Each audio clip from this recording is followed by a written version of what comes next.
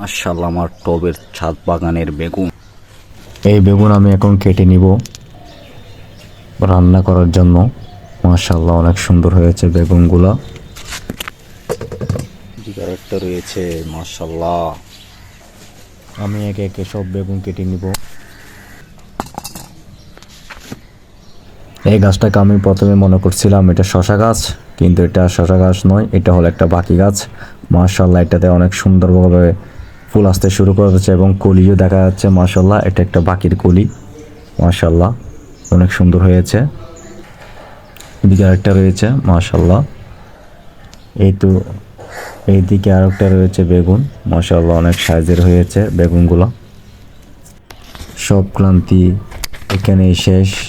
অনেক কষ্ট করে একটা বাগান করতে হয়, কষ্ট তখনই শেষ হয়। এই গাছটি হলো বরবটি গাছ। মাশাআল্লাহ, অনেক সুন্দরভাবে ফুল আসছে, বরবটি ধরতে শুরু করেছে। মাশাআল্লাহ, যখন এরকম সবজি পাওয়া যায়, আলহামদুলিল্লাহ, এবছরের প্রথম এই বেগুন লাগিয়েছি। মাশাআল্লাহ, অনেক সুন্দর বেগুনগুলো হয়েছে। এক একটা গাছে 2-4টা করে বেগুন ধরেছে। মাশাআল্লাহ, এখান থেকে আমি প্রায় 4 কেজির মতো বেগুন হারভেস্ট করেছি। মাশাআল্লাহ, অনেক সুন্দর।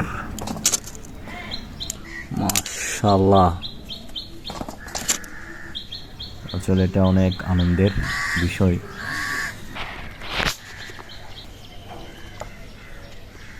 এই ছোট্ট গাছটা হলো নিম গাছ, অনেক সুন্দর হয়েছে। এটা হলো লতি কচু গাছ, এটাতে লতি, অনেক লতি আসছে।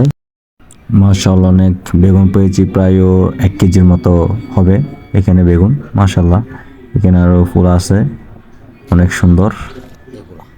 মাশাআল্লাহ, অনেক আনন্দ লাগতেছে এই বেগুনগুলো তুলে।